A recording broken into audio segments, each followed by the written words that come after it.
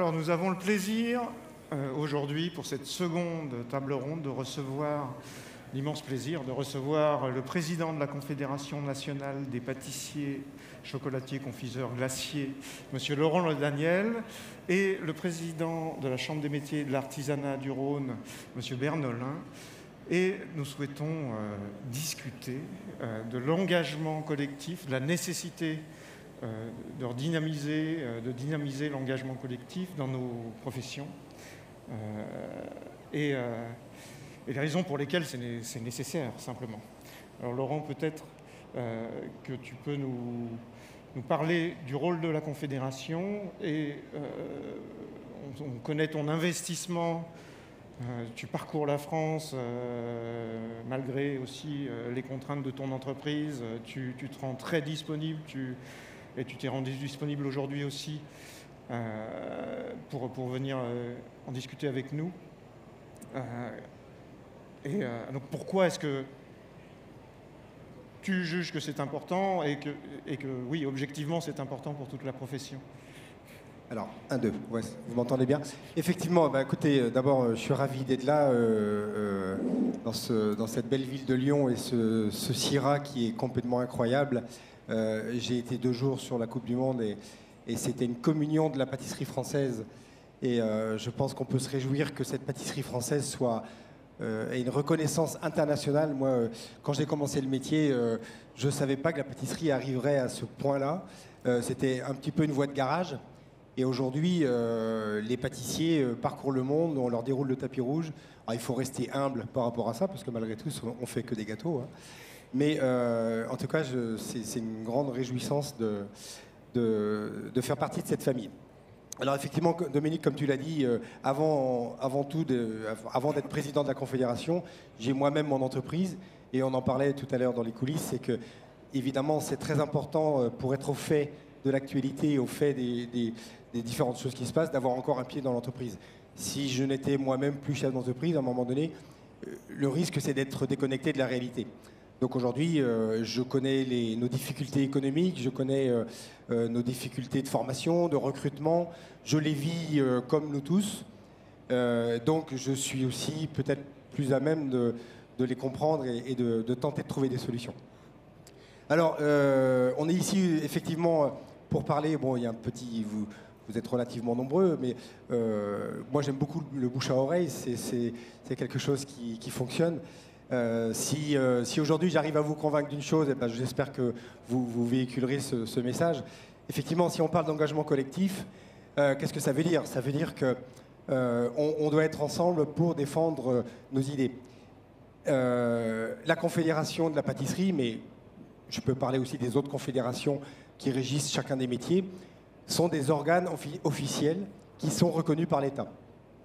Donc quand on discute avec les instances de l'État, que ce soit sur la réglementation, sur le social ou sur la formation, par exemple, ce sont 3 axes principaux, eh bien ce sont nous qui sommes les interlocuteurs. Or, ce positionnement par rapport à l'État reste très fragile.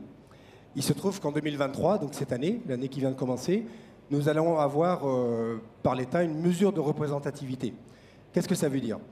Ça veut dire qu'à la fin de l'année, l'État va regarder combien de pâtisseries, alors excusez-moi, je vais parler essentiellement de pâtisseries parce que c'est ce que je représente, mais va regarder combien de pâtisseries existent en France et combien d'adhérents, combien d'entreprises ont adhéré à la Confédération de la pâtisserie. Et ce pourcentage, en fait, va donner justement ce qu'on appelle la représentativité. Le risque, c'est que s'il n'y a pas suffisamment d'adhérents à la Confédération, c'est que l'État nous dise, vous les pâtissiers, vous n'êtes pas suffisamment nombreux, donc on ne vous reconnaît plus. Donc, vous n'existez plus. Vous pouvez imaginer que demain, la pâtisserie française ne soit plus reconnue par l'État.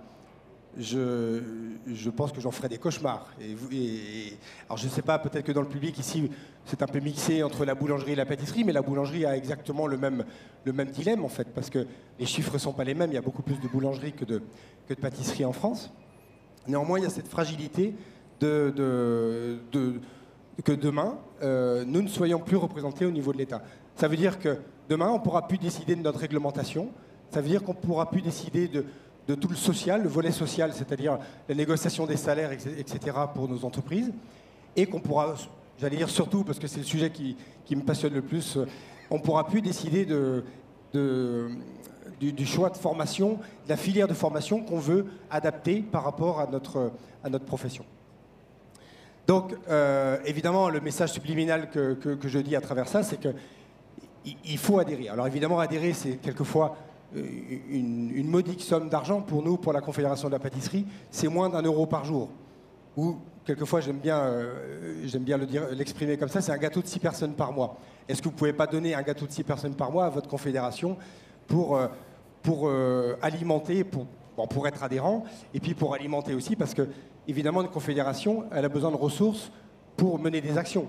Nous, à la Confédération de la pâtisserie, nous avons 2 salariés qui travaillent dur, qui travaillent d'arrache-pied, qui ont des bonnes idées, qui sont très assidus, qui font un travail formidable, mais évidemment, il faut les payer.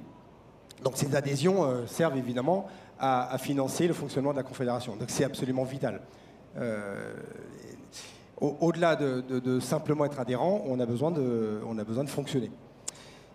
Voilà. Ensuite, je m'arrête là pour l'instant, je fais une petite pause. Parce que... Oui. On constate aussi sur... peut-être que Romaric, qui nous a rejoint, je vous le présente, président de la Maison de la Pâtisserie du Rhône. Donc c'est l'antenne locale de la Confédération nationale de la pâtisserie. On a beaucoup de mal à motiver les jeunes à venir nous rejoindre. On a beaucoup de mal à faire passer le message. Alors peut-être, et sans doute, juste un problème de pédagogie de notre côté. Mais comment est-ce que... quelle solution on peut trouver pour réussir à convaincre les jeunes de s'engager à nos côtés, à consacrer un peu de temps à nos travaux. Est-ce qu'il y a des idées à la Confédération ? Bien sûr, il y a des idées, mais enfin, je ne suis pas non plus un magicien. Sinon, on n'aurait peut-être pas 700 adhérents, mais on en aurait 4500. On aurait 100% des pâtissiers qui seraient adhérents. Évidemment, d'abord, la représentativité locale, elle est importante aussi. C'est-à-dire que quand un syndicat est dynamique et existant sur le territoire, ce sont aussi d'abord, avant tout, des échanges humains et des échanges entre professionnels, et une solidarité aussi entre professionnels. Et des échanges de toute nature, des échanges de recettes, de savoir-faire, de fournisseurs d'emballage. Tiens, comment tu emballes ça ? J'ai trouvé un fournisseur dans telle ville, etc. Et c'est un apporteur de solutions, si tant est qu'on est dans l'échange. Mais moi, je me réjouis, parce que j'ai vu ce changement s'opérer. Ça fera 40 ans cette année que je suis pâtissier. Je vois bien que quand j'ai démarré, les pâtissiers étaient quelquefois sur la réserve, n'échangeaient pas, gardaient leur secret pour eux. Et aujourd'hui, on est quand même dans une dynamique d'échange, moi qui me réjouis beaucoup. Si l'un d'entre vous vient me voir demain pour me dire, tiens, je sais pas moi, quel emballage tu utilises pour telle ou telle chose, en général, je ne vais pas le cacher, je le dis. Et je parle des emballages, je ne veux pas focaliser là-dessus, mais des fois, ça nous permet de gagner énormément de temps. Et ça, c'est des échanges entre artisans. Donc, c'est la première chose. Et puis, l'envie de se voir. Enfin, on fait un métier vachement humain quand même. Donc, vachement humain parce que dans nos entreprises, il y a tellement de main-d'œuvre qu'on est quand même entouré d'humains.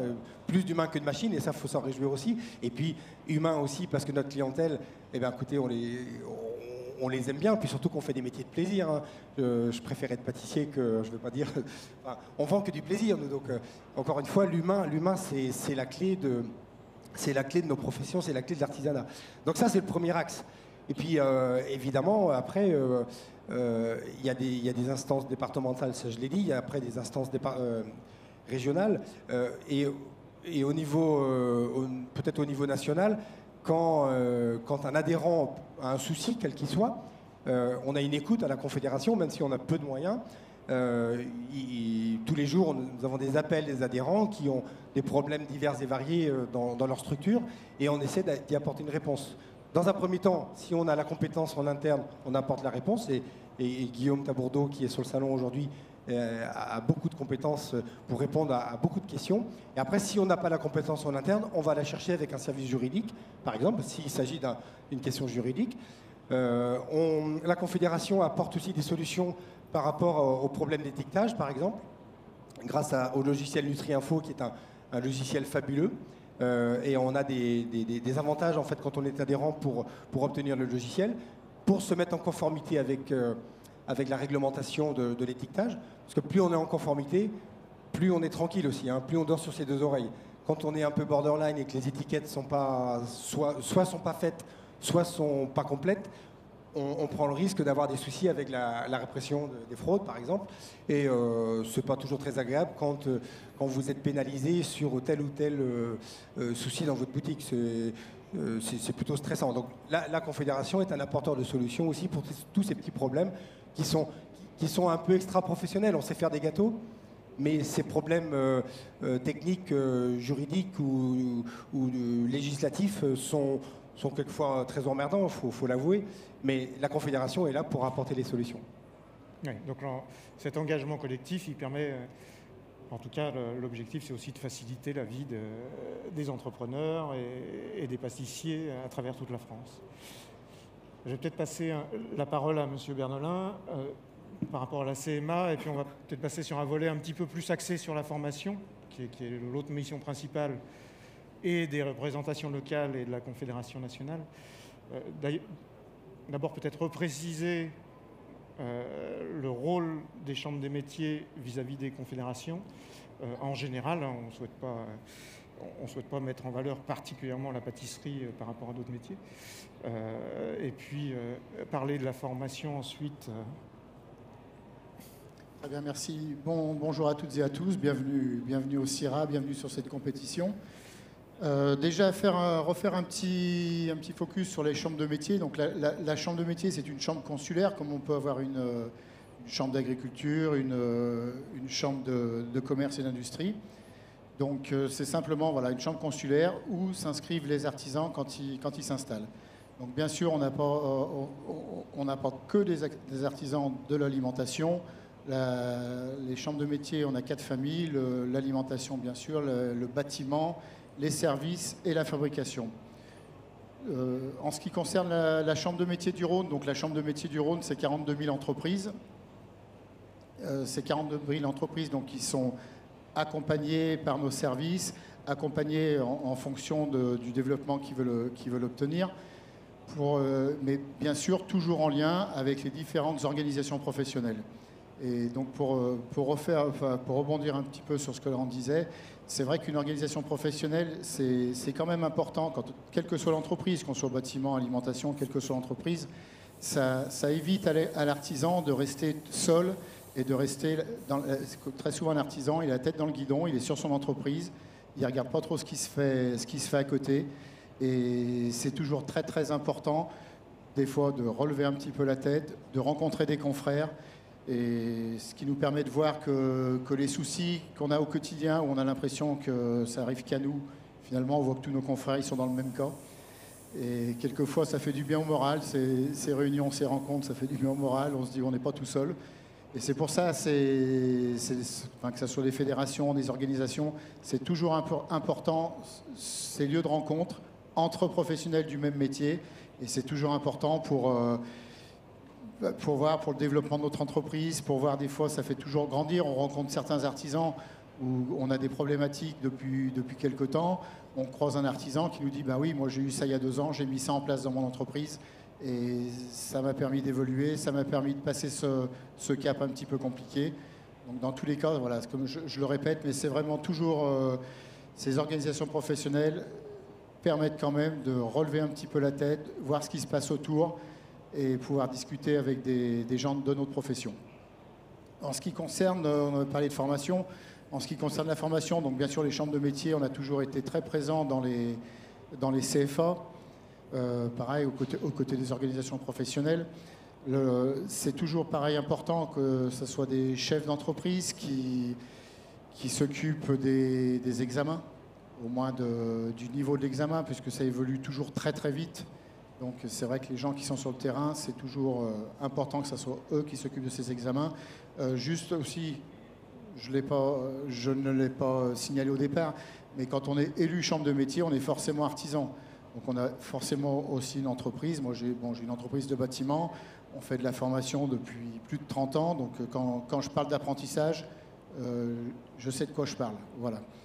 Donc aussi bien chambre de métier qu'organisation professionnelle, c'est vrai qu'on a toujours fait la promotion de l'apprentissage. L'apprentissage, j'aime le dire et je le répète souvent, les apprentis sont nos futurs salariés, sont nos futurs repreneurs et sont les personnes qui, plus tard, vont transmettre notre métier. Donc, et c'est vraiment l'avenir de notre entreprise, de nos entreprises. Et pareil, les apprentis, enfin pour moi, former des gens, c'est la seule façon de recruter. On entend beaucoup en ce moment qu'il est compliqué de recruter, qu'il est compliqué d'avoir du personnel. Mais déjà, si vous faites la démarche de former, en interne, des gens pendant 2, 3, 4 ans, tout dépend les formations, pendant 2, 3, 4 ans, après vous avez quelqu'un que vous pouvez recruter qui connaît bien votre entreprise et qui, à terme, pourra également transmettre. Je rebondis là-dessus, mais c'est peut-être plus pour Laurent.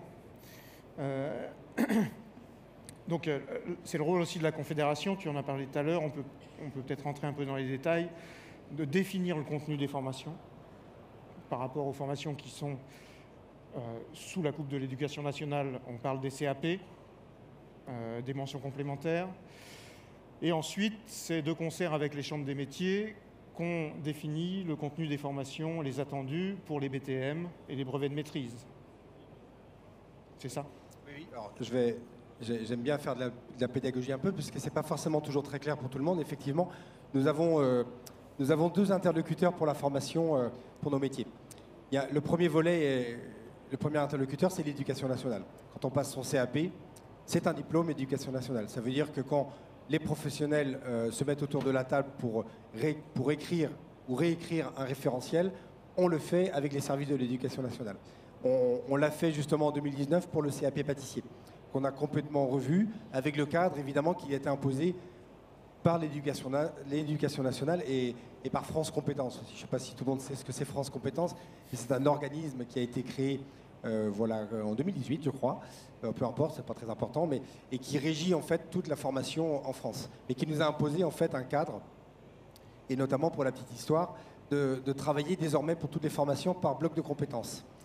Un bloc de compétences, en fait, ce sont des compétences à l'intérieur d'un diplôme que normalement on doit pouvoir acquérir. Si, par exemple, si on n'a pas le diplôme dans son entièreté, on peut quand même se prévaloir d'avoir obtenu l'un ou l'autre des blocs de compétences suivant la formation. Pour le CAP pâtissier, nous avons 2 blocs de compétences distincts. Nous avons la partie EP1 qui est la partie tour farine, on va dire, et la partie EP2 qui est la pâtisserie proprement dite, les petits gâteaux, les entremets, etc. Donc ce sont 2 blocs de compétences. Néanmoins, il faut quand même obtenir les 2 blocs de compétences pour prétendre avoir le CAP pâtissier.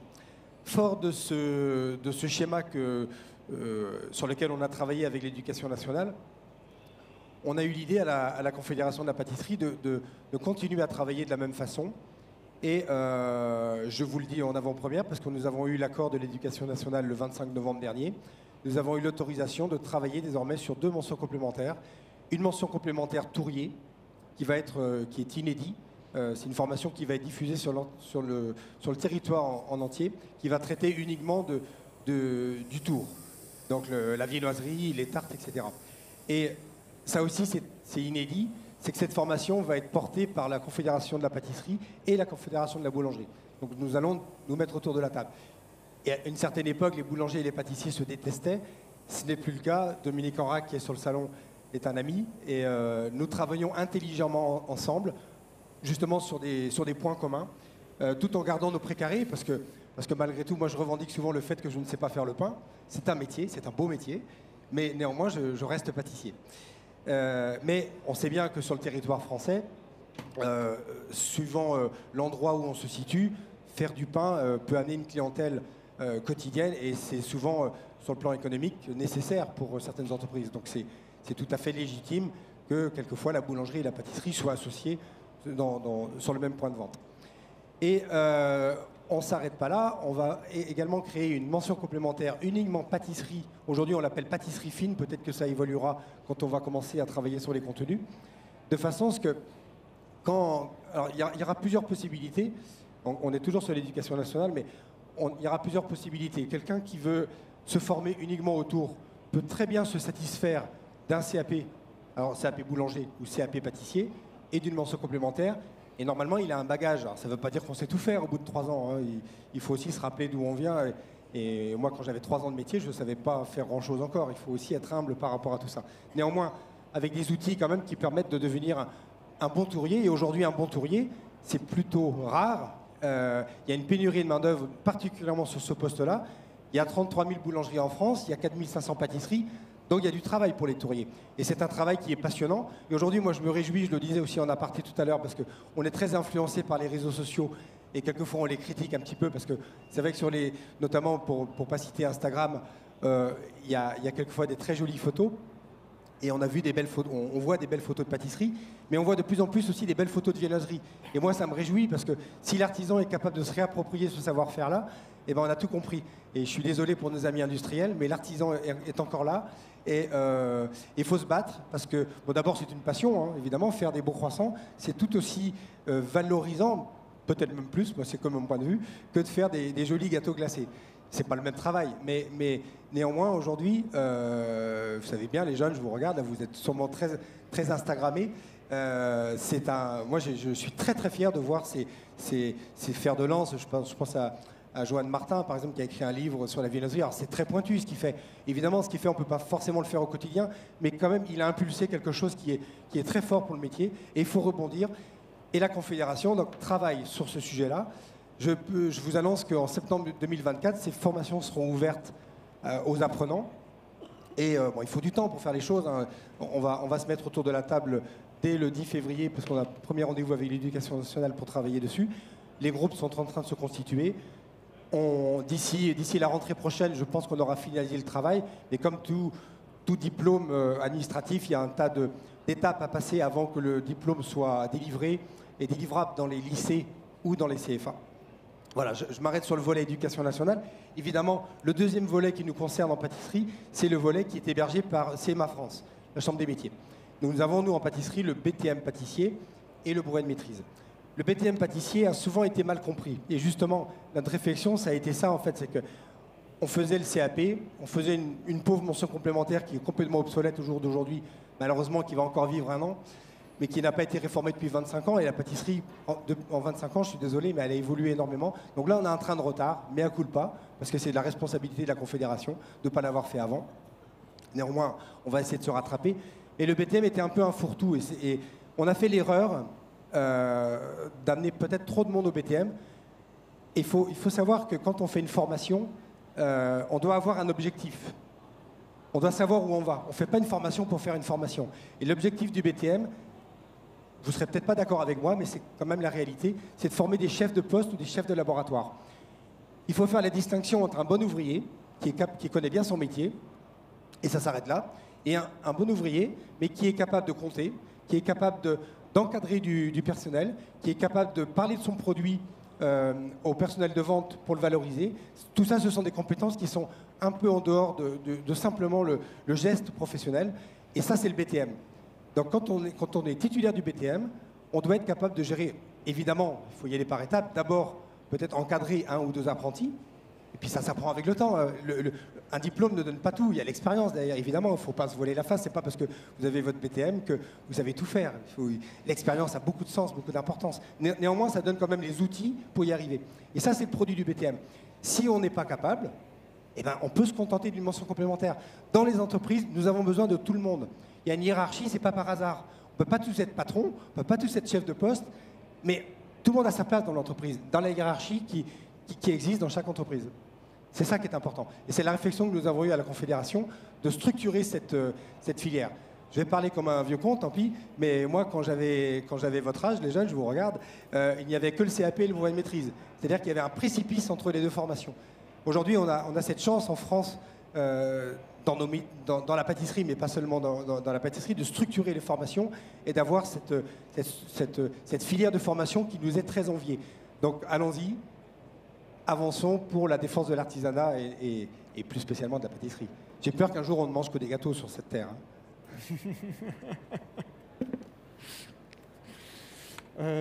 Bon, Romaric nous a quittés, je vais être obligé de prendre sa place. Je vais donner un exemple de quelque chose de très concret qu'a fait la Maison de la Pâtisserie du Rhône pour la formation et notamment pour les BTM, de concert avec les services formation de la Chambre des métiers et de l'artisanat du Rhône. Et c'est un exemple aussi d'engagement collectif. Et pour nous, c'était, pour l'antenne locale qu'est la Maison de la Pâtisserie de la Confédération, notre mission principale, c'était la formation. C'était d'accompagner nos jeunes. Et donc on s'est beaucoup investi avec l'accord de la Chambre des métiers et du CFA dans la formation BTM. Et aujourd'hui, pour chaque session de BTM, on propose un référent qui est un professionnel, qui est membre de la Maison de la Pâtisserie, qui est complètement bénévole et qui se déplace à chaque temps de formation dans le centre de formation avec les jeunes, qui les suit pendant 2 ans et qui suit leur évolution, qui peut leur donner des conseils. Évidemment, on prend toutes les précautions parce que notre rôle, ce n'est pas de prendre la place des professeurs, mais c'est d'amener aussi un œil, un point de vue d'entrepreneur dans une formation, comme tu l'as dit, qui s'adresse à des futurs chefs et à des personnes qui vont venir à nos côtés dans nos entreprises pour faire fonctionner nos entreprises et faire travailler les équipes. Et c'est quelque chose qu'on fait depuis 3 ans et qui fonctionne très bien. Et je pense, en toute humilité, qu'on peut constater que le niveau du BTM dans le Rhône a vraiment progressé grâce notamment à un professionnel du Rhône qui est très impliqué là-dedans, qui s'appelle Bruno Saladino, qui est un super professionnel, je ne sais pas s'il est par là, et qui est le référent des jeunes BTM.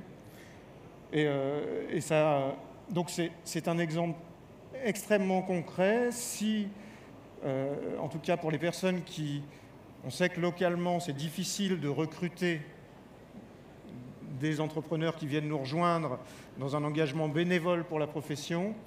S'il y a une bonne raison de le faire, sincèrement, c'est la formation. C'est d'accompagner nos jeunes, de soucier que la formation soit de bonne qualité, qu'elle corresponde à une réalité du marché du travail. Et ça, on peut avoir un impact direct par des petites actions comme ça, en empêchant à un moment... en faisant en sorte que et le CFA, et le jeune, et l'entreprise, à aucun moment ne soient déconnectés. Donc voilà, j'aurais aimé que Romaric nous en parle. Et en tout cas, c'est, je pense, la meilleure initiative qu'on ait pu prendre. Et si ça peut donner des idées à certains sur d'autres régions, ce serait super. Et ça permet de... Oui, je pense d'améliorer les choses et en termes de recrutement et de formation en général. Est-ce que peut-être, j'imagine que le public nombreux souhaite qu'on parle un peu des concours et des candidats qui sont en train d'œuvrer derrière nous. Est-ce qu'on a d'autres choses particulièrement intéressantes à dire? Ou est-ce qu'on clôture notre... Oui, je voulais se faire. Oui. En effet, j'avais oublié. Le Rhône accueille cette année et l'année prochaine les World Skills, qui sont aussi des concours absolument géniaux pour la promotion du métier, pour les jeunes, pour élever des jeunes qui sont particulièrement brillants dans tous les métiers de l'artisanat. Donc M. Bernelin va nous en toucher 2 mots. Oui, merci. Oui, donc nous avons la chance dans le Rhône... d'accueillir en septembre, donc ici même, à Eurexpo, d'accueillir en septembre 2023 les finales nationales des World Skills. Donc, pour ceux qui ne connaissent pas les World Skills, en gros, pour faire simple, c'est les Jeux Olympiques des métiers, donc, qui regroupent beaucoup de métiers, mais c'est vrai que principalement des métiers de l'artisanat. Donc, c'est une compétition qui est ouverte aux jeunes de moins de 23 ans, 24 ans sur certains métiers. Et c'est vraiment, en gros, tout ce qu'on fait de bien dans nos métiers, l'excellence dans nos métiers. Et donc, nous aurons la finale nationale, comme je l'ai dit, en 2023, en septembre 2023, et la finale mondiale en septembre 2024. Donc, c'est vrai qu'on reçoit les deux finales dans notre ville. C'est des choses qui arrivent, je dirais, une fois dans sa vie. Donc, on aura la chance de les avoir sur Lyon. Donc, pour les gens qui sont dans le coin, qui sont pas trop loin, c'est toujours vraiment super de venir voir ces jeunes qui on les voit en train de faire leur concours, donc voir ces jeunes travailler, voir le niveau qu'ils peuvent déjà avoir, bien sûr grâce aux formations qu'ils font chez des professionnels. Et c'est tout ce qu'on fait de bien dans nos métiers et tout ce qui tire nos métiers vers le haut. Merci beaucoup. Je rappelle juste aussi, comme on parle des WorldSkills, et c'est valable pour tous les métiers, si ces compétitions existent, c'est qu'il y a des référents par métier. Dans le Rhône, cette personne fait partie de la maison de la pâtisserie du Rhône, s'appelle Émeric Leblanc. Ça lui demande beaucoup de temps, c'est du temps qu'il donne, donc c'est un engagement bénévole. Et si ces événements-là, celui sur lequel on est aujourd'hui, si les formations, il y a de l'investissement dans les formations, dans les WorldSkills, etc., et si les professions vivent, c'est parce qu'il y a des personnes qui donnent de leur temps, dont évidemment Laurent fait partie, toutes les personnes qui sont responsables dans les confédérations, dans les représentations locales. Il faut bien en avoir conscience. Le jour où il n'y aura plus personne qui voudra donner de son temps, on sera vraiment mal, en fait, parce qu'il y a plein d'événements qui vont disparaître. Oui, je voulais rajouter justement par rapport à ce que vous dites, ce n'est pas, bien sûr que c'est des bénévoles, mais ce n'est pas du temps perdu. On a l'impression, on va sortir de notre entreprise pendant 1 heure, 2 heures par semaine, 3 heures par semaine, sûrement plus pour certaines personnes. Mais je veux dire, ce n'est pas du temps perdu, ça rejoint ce que je disais tout à l'heure, ça évite de rester isolé et dans tous les cas, ça ne fait que progresser. Ce sera la conclusion. Juste un petit mot pour parler des concours. Moi, mon point de vue là-dessus aujourd'hui, c'est que les concours sont des vrais laboratoires de recherche en fait pour nos métiers. Il y a plein d'innovations qui sont créées parce que quand on fait un concours, si on est très motivé, si on est très impliqué, on arrive à se surpasser et on se surprend soi-même de la capacité à aller chercher des innovations. Moi, ça m'est arrivé. Je ne suis pas un génie, mais quand j'ai préparé le concours de meilleur ouvrier de France, j'étais tellement impliqué, j'y pensais 24 heures sur 24. Alors vous allez me dire, c'est un peu difficile. Oui, pendant quelques mois, c'est effectivement difficile pour la vie privée, mais on ne pense pas à ça. Et c'est surtout qu'on trouve des innovations, en fait. Et en pâtisserie, la plupart des innovations de ces dernières années sont des innovations issues des concours. Donc il faut encourager ce mouvement-là. Les jeunes, il faut faire des concours. Et puis des fois, les concours, on ne gagne pas à tous les coups. C'est le principe d'un concours, on trébuche. Mais la fois d'après, on revient et on s'est situé par rapport aux autres et on est meilleur et on avance comme ça. C'est une vraie école de la vie et c'est une vraie école de l'innovation. Voilà. Merci beaucoup. Merci Laurent d'avoir pris le temps. Merci pour ton engagement. Merci Monsieur Berdelin. Et on va s'intéresser évidemment, il nous reste 1h15 dans ce concours. Il reste 1h15 à nos candidats pour terminer leur composition artistique sur le thème de Salvador Dali, entièrement en sucre. Et on va voir vraiment les pièces prendre forme. On a 2 candidats qui sont très concentrés, détendus.